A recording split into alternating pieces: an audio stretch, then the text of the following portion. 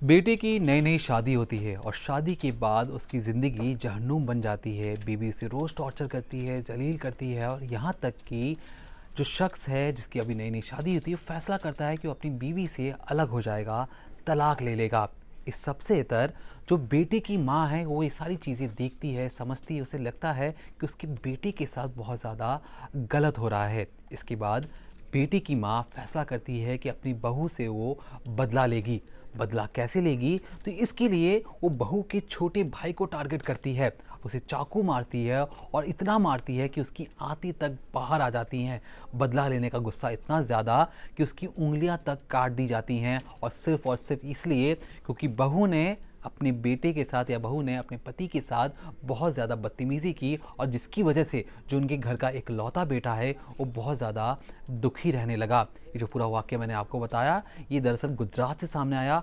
18 जनवरी 2025 का वाक़या है। दोपहर 3 बजे खबर मिलती है पुलिस को कि एक शख्स की लाश मिली है, उसकी आंतें बाहर आ चुकी हैं, उसकी उंगलियां काटी जा चुकी हैं और पता ये लगता है कि सब करने वाला कोई और नहीं बल्कि एक 50 साल की सोनल बहन हैं जिन्होंने सिर्फ और सिर्फ गुस्से में उस शख्स की जान ली है।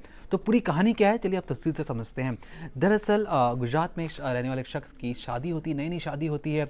शादी होने के बाद जिस तरीके से अक्सर ये देखा जाता है कि जो शादी जोड़ा है वो एक नई ज़िंदगी शुरू करने के लिए हंसता खेलता है, खुशी खुशी ज़िंदगी यापन करता है।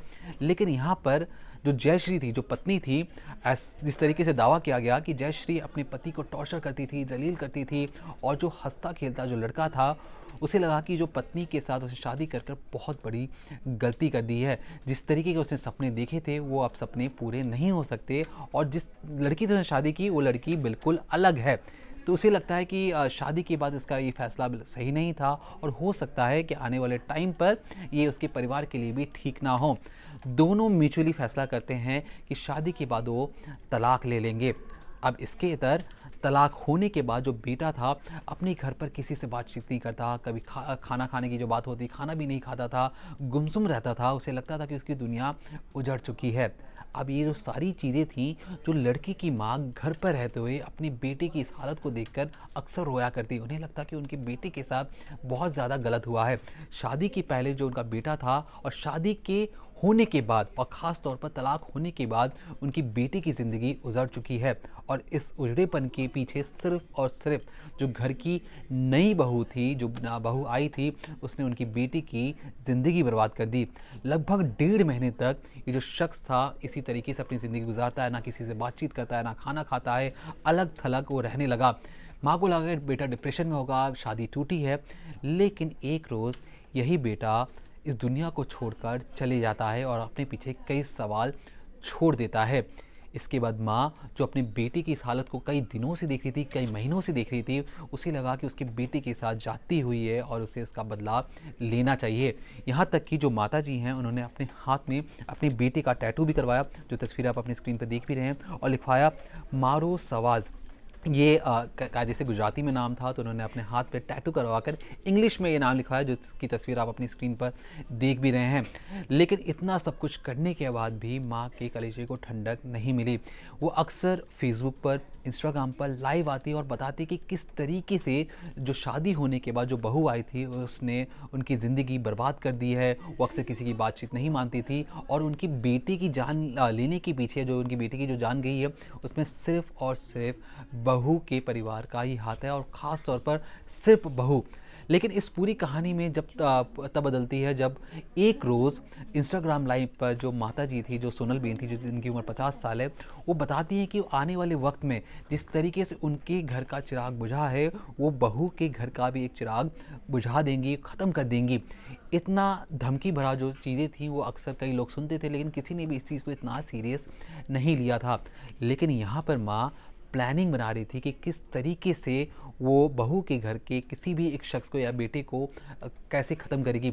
इसके बाद जो सोनल बेन है वो 2 नाबालिगों की मदद लेती है जो बहू के घर पे जो बेटे हैं उसको मौत के घाट उतारने के लिए। अब यहाँ पर बहू का तलाक हो गया था, बहू अपने अलग ही दुनिया चल रही थी।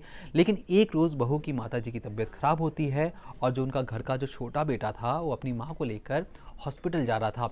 इस बीच जो सोनल बेन हैं वो बाहर आती हैं और चाकू से बीच रास्ते पर बहू के छोटे भाई को इतना चाकू मारती हैं कि उसकी आंतें तक बाहर आ जाती हैं। गुस्सा इतना ज़्यादा था कि उसकी उंगलियां तक काट काट कर वो अपने इस गुस्से को शांत करना चाहती थी। लेकिन इसके बाद जो दो नाबालिग थे इस पूरे प्रकरण में, इस पूरे मर्डर में ऐसे साथ दे रहे थे कि मानो वो माँ के साथ भी अपना गुस्सा निकाल रहे हों। आसपास हर किसी ने इस वारदात को देखा, लेकिन किसी ने भी हिम्मत नहीं जुटाई उन्हें बचाने की। इसके बाद जब पुलिस मौका वारदात पर पहुंचती है, पुलिस को जब ये सारी चीज़ें पता लगती हैं, तब जाकर सोनल बेन को गिरफ्तार किया जाता है। सोनल बेन से पूछा जाता है कि तुमने ये सारी चीज़ें क्यों की हैं। तो उसने साफ तौर पे ये कहा कि मेरे घर का एक चिराग बुझा है, मैं दूसरे घर का भी चिराग बुझा दूंगी। दूसरे घर से कहने का मतलब बहू के घर का चिराग बुझा दूंगी।